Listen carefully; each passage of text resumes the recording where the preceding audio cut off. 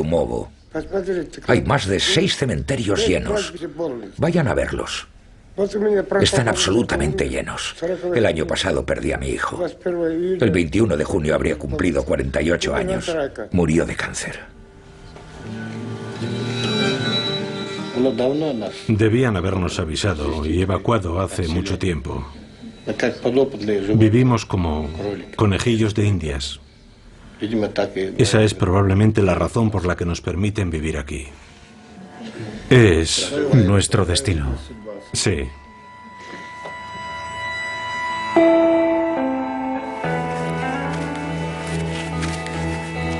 En Musliumovo está prohibido el acceso al río Techa, pero las medidas de protección son mínimas. Los habitantes y los animales siguen yendo allí.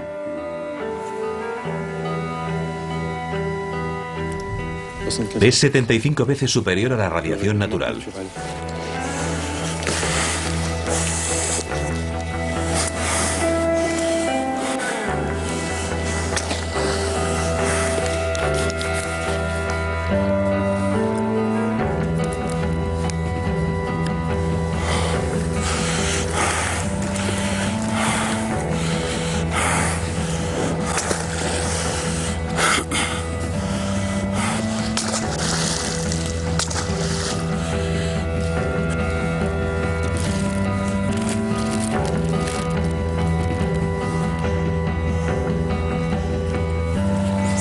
¿Es muy alta? Sí.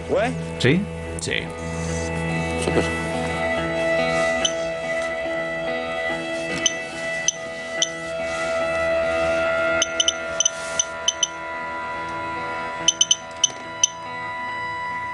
Está leyéndolo. Está midiéndolo sin ninguna duda. No hay ninguna duda.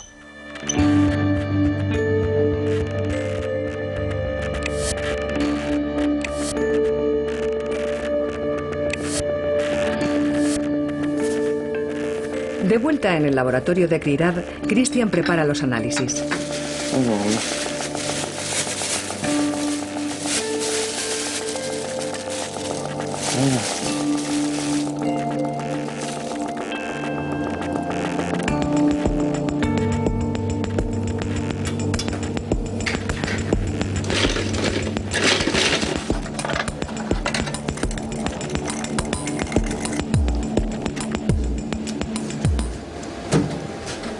¿Es de la T1? De la T1.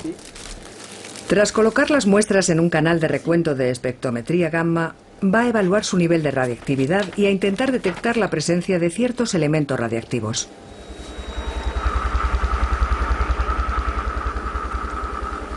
La he situado sobre el cesio 137. Sí, ya lo veo. Está clarísimo. Hay mucha contaminación de cesio 137. Sí, es más que evidente. Es enorme, ¿eh? Al cabo de varios días, los resultados finales estarán listos. En primer lugar, los análisis del laboratorio muestran que actualmente sigue habiendo una contaminación alta de tritio en el agua del río Techa, que no aparece en las publicaciones oficiales. En segundo lugar, la contaminación del agua ha producido una fuerte acumulación, principalmente de cesio 137 en el suelo de la orilla, con concentraciones de cesio que convierten ese suelo en un auténtico desecho radiactivo.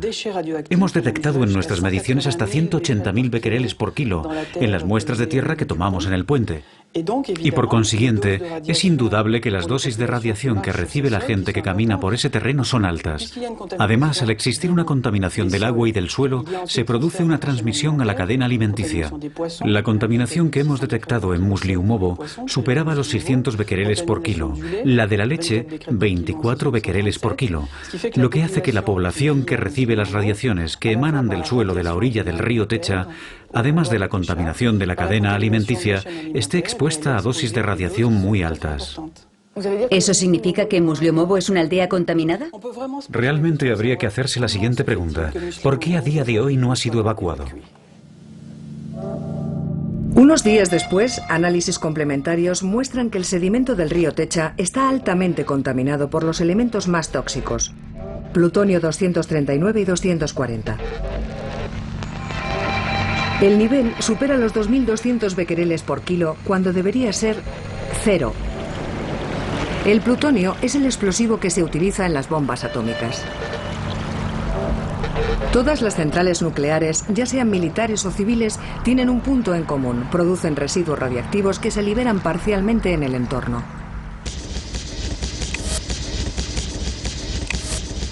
En La Hague, Francia tiene también su propia instalación.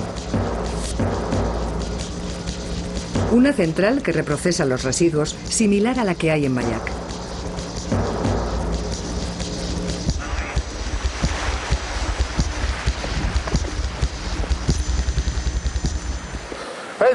Aquí nos encontramos justamente en línea con la tubería de desagüe de residuos radiactivos que procede de la fábrica Kogema, de La Hague. Justo a mis espaldas está la fábrica. La tubería penetra en el mar y vierte su contenido a 1700 metros del cabo de La Hague. A través del conducto que pasa por debajo de nosotros se arroja al mar cada año el equivalente a 33 millones de barriles de 200 litros de residuos nucleares. Si esos productos se acondicionasen en barriles, desde 1993 estaría totalmente prohibido deshacerse de ellos.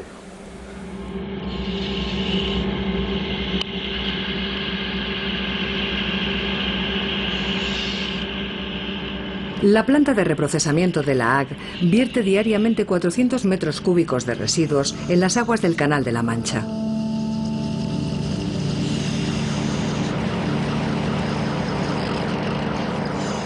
Algunos isótopos, como el yodo 129, pueden ser detectados en zonas tan remotas como el Ártico. Los análisis realizados por Greenpeace ponen de manifiesto que algunos fondos oceánicos se han convertido en auténticos vertederos de residuos. Las algas, los crustáceos y los moluscos están también contaminados.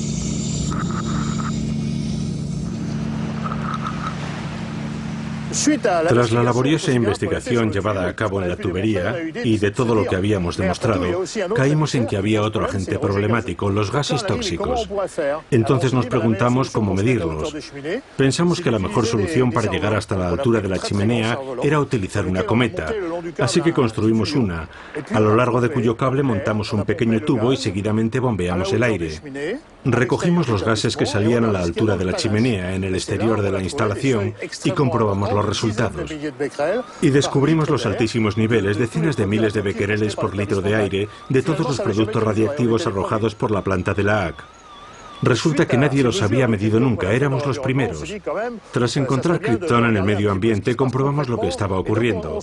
Para ello nos servimos de un software estadounidense, el mismo que usa Kogema para estudiar la dispersión del criptón 85.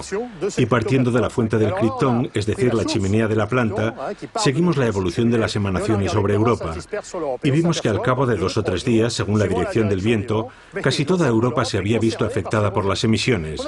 A modo experimental, tomando medidas desde el techo de la Universidad de Gand, en Bélgica, o desde el techo de la Universidad de Ginebra, pudimos determinar sin la menor dificultad el calendario de reprocesamiento de residuos de Kogema La Hague. Debido a estos vertidos, nos encontramos en una situación casi permanente de accidente. Es como si tuviésemos un problema en una central nuclear y ésta tuviese una fuga radiactiva.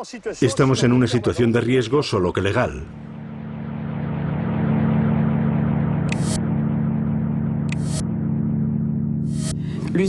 La planta de La Hague es una de las instalaciones del mundo que cuenta con los permisos más amplios.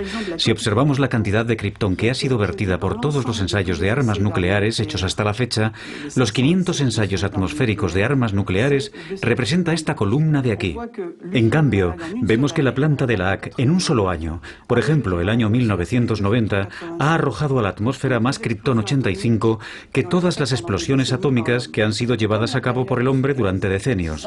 Y como el periodo de difusión del gas es de 10 años, se va acumulando progresivamente en la atmósfera. Si nos fijamos desde los 60 hasta hoy, la década del 90 y la primera del 2000, la concentración de criptón radiactivo en la atmósfera del hemisferio norte no ha cesado de aumentar. Y eso se debe a los vertidos de residuos, incluidos los de La Hague.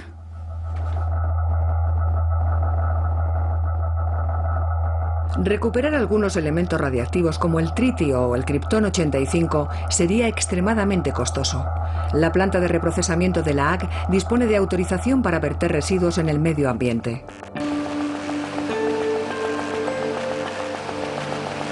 La planta de reprocesamiento de La Hague cuenta con su propio equipo que se encarga de tomar muestras y medir la lluvia radiactiva. Nos reunimos con el gerente, acompañado por el responsable de comunicación del centro. ¿Los residuos de la planta contaminan el medio ambiente? No. Yo no hablaría de contaminación. Basándonos en nuestras mediciones, detectamos una radiactividad natural. Estamos, por así decirlo, en el umbral de la radiactividad natural. Si no hablamos de contaminación, ¿cómo lo definiría?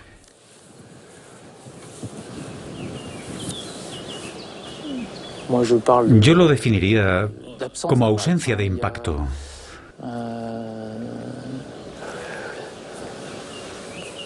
Ahí, no sé, vamos a cortar porque... El responsable de comunicación interviene. La pregunta es, ¿está contaminado el medio ambiente? Nada más. Sí. Sí, claro. El medio ambiente no está contaminado. No está contaminado. No está contaminado. Se han encontrado trazas, es cierto. Se han encontrado trazas en el medio ambiente, pero no hay contaminación. Comprendemos la embarazosa situación de estos empleados de Areva. Ellos deben ser conscientes de que la planta vierte residuos radiactivos al medio ambiente, pero no pueden usar la palabra contaminación.